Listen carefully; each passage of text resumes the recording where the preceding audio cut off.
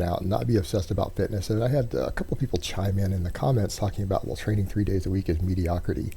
And that's really funny because the ironic thing is that most of the greats before everyone went on large amounts of drugs trained full body 3 days a week. You remember the recently deceased Leroy Colbert promoted this. This is how Reg Park trained. This is how Steve Reeves trained. All of these greats from the previous era trained that way, and tons of top-level athletes, including some NFL players, still train that way today. So it's really funny that people say that, and the whole idea of training beyond that and going up to like 5 or 6 days a week, other than in very specialized strength training programs to where you're doing very, very low reps and volume, no drug-free lifter or moderately enhanced lifter should really be training more than about 3 days a week or 4 days a week if they really know what they're doing. And it's just funny that people would say that, because the truth is a lot of the splits in the way that people train today has to do with the fact that full body was too hard for them, so they started splitting things up.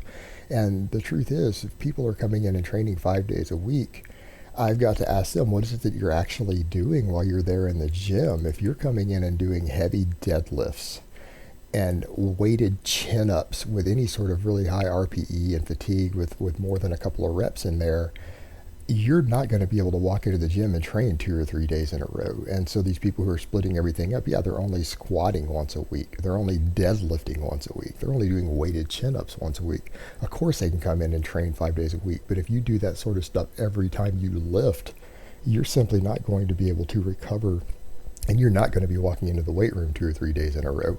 So not only does training 3 days a week with full body like that facilitate the ability to get in tremendous workouts and recover from them, it also gives you more free time. You're not living your whole life in the gym. You can come in the gym for an hour or two at the most 3 times a week and get the most gains because you're coming in and working really hard and getting an efficient amount of work and stimulating a tremendous amount of adaptation, and then you're getting out and resting and recovering.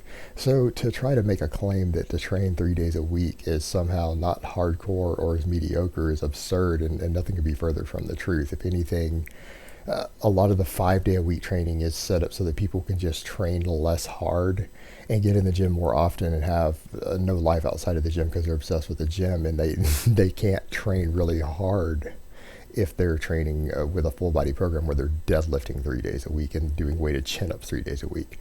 All right, guys, but that's really all I have to say on that today. I hope it's been informative, and I will talk to you guys next time.